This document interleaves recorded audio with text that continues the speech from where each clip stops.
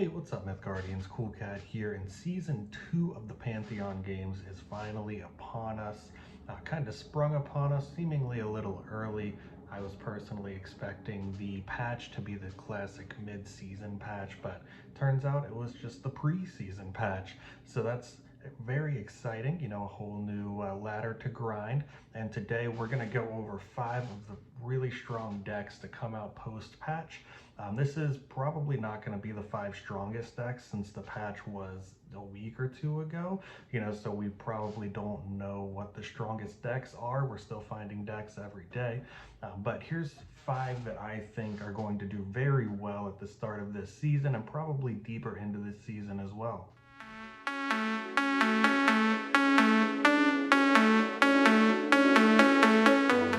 First, we have BadAmes, Vamps, and Valks. This is a red-blue Fires of Creation deck that he took to the top 8 of the recent Clash in the Deep tournament. It features a lot of your classic classic artifacts. It has your Norn Core from the blue side. And then on the red side, you have Barbed Bolts, Dragon's Teeth, the Stretcher combo, Sea Lord's Trident, Dashing Ringmaster control combo, and then you have the classic top end of 7 Ring Ritual, Stairway, Magmatar for some AoE, and then you always have your Kara Morning Wives, Braggy on the blue side, and he's running a fair bit of enchantments to make use of his Singing Stone. Like he has 2 Demolition Speedways, 2 copies of Higher Ground, a copy of Root of the World to search for some minions, since he does have a lower minion count. He only has 20 minions in the deck. And then, you know, some classic red control tools, Stray Panacea, like I said, Dashing Ringmaster, Sea Lord's Trident combo.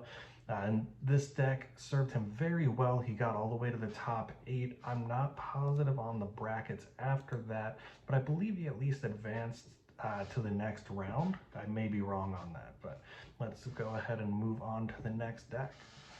And up next, we have Nosebatter's red-purple control. He also took this one to the top 8 of the recent Clash in the Deep tournament. This is a Coliseum of Strife and Infuse control deck running red and purple. So on the red side, you have some pretty standard control base with your Firesong Prodigy, Ruby Raider. Dashing Ringmaster works really well with a lot of stuff coming in from the purple side, as well as a lot of the top end of the red side. You have your Sideshow Chimera and your Serapis False Apostle all getting buffed or all getting rushed from the Ringmaster. And then on the purple side, you have some really interesting control tools in the newly buffed Axeman. This is a very fun card to play around with. So now when you play it on Awaken, it deals 1 damage to the minion in the opposite lane, which is very strong against a lot of 1-drops. There's a lot of 2-1s floating around, especially since the Trapezis nerf. It's now a 2-1 as well.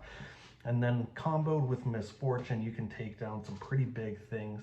And then you have the Jin Sook, the Coxinga, the standard purple top end, Gamison, and Perfect Grade. It's also running Moon in the Water for some recursion as well in case the games go late, with Aggravated Injury to cap it off with another hard removal tool. And next we have a classic red-orange. It's probably not the king anymore. It's survived many nerfs. It's still extremely strong. I'm personally climbing this season with a version of red-orange myself that I made that's focused on vampire synergies, but that'll come in a later video. But this version we're looking at is very standard.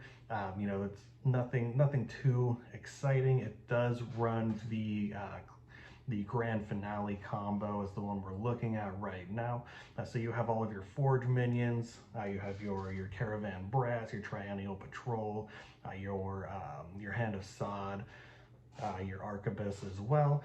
You know, so you're really just looking to stall the game out and get your value from your red-orange deck, and then blow them out, grind them out, and continue to just keep the pressure on while keeping your hand healthy and keeping your opponent's board clear.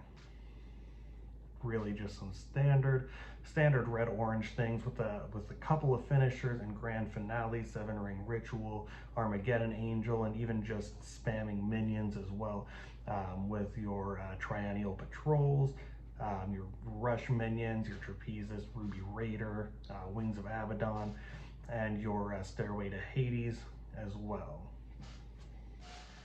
And up next, we have a really new deck that's come with the buffs. This is going to be Locked in Ice, a blue-green control deck running 4 copies of Locked in Ice, a newly buffed card that locks a minion's strength to 0 until sunrise. So basically it's not going to have any attack until the start of its next turn. It also gets slow and fragile 9, so basically it'll die to a swift breeze. This card has proven to be extremely strong with the new mirror keyword. So when you play it, you get another copy added to your hand. So along with that, we're running some pretty standard blue control tools in the Dropner Band, the Braggy's Ballad, Braggy's Runesinger, Spin the Gatekeeper. A lot of lists I've seen have been running Loki's Veil. I don't have that card, so I've swapped in Kara Morning Wives. And then some regular green control tools in the Media Auto Cam, Raid the Tombs, of course, Baba Yaga's Den, Bella Witch Queen, and the Auto Magic Artillery for some reach, Traitorous Murmur, Schwartzstag, Ikuturso. And since it is a very spell-heavy deck, we're also running the Recursionist, which is going to just give us a lot more value. Some new tools that are coming in with this deck. We're running Forked Lightning, which is extremely strong against a lot of the nerfed minions. Like I said, there's a lot of 2/1s running around. It also works very well with Locked in Ice. And we're also running Maelstrom. It's really strong, really controls the board. It lets the opponents know where they're able to play their cards. And we're also running, let me see. We're also running the Ravine Guardian. Basically, with Infuse being so popular on ladder right now, Thane is not in a very good spot. So in the 2-drop slot, we're running Ravine Guardians and Canine Handlers. Canine Handler isn't exactly a 2-drop, it's more of a 4-drop, I would say, if it's forged. So in our 2-drop slot, we love to get the Ravine Guardian down on curve. It's probably the best option that we have in this color combination right now. And last but not least, we have everybody's favorite deck to hate. This is going to be the yellow-purple aggro deck utilizing Jade Puma and Volition, along with things like Instabeast, Pentacle of Flavors, and Juice to buff it, and Shinobi of Fire for another agile threat as well. That gets a newly buffed Flame Scroll dealing 4 damage instead of 3. And Magpire Commando is also featured in this list, now buffed to have Focused 1 as well as Piercing, so it's very strong in the aggro game. And then we're also running 2 copies of Pack Mentality, because with Juiced, you're generally going to want to clump your minions together. So Pack Mentality is just going to play off of that idea as well, and just help you to kind of snowball out of control with one giant agile threat that you're able to swing through a couple of times with the use of Volition. So that was it. That was 5 new decks that came out from the recent patch that I think are going to serve you very well on the new Mythgard Pantheon Game Season 2 ladder. So let me know what you think down in the comments below. Leave a like if you like the video, and as always, GG for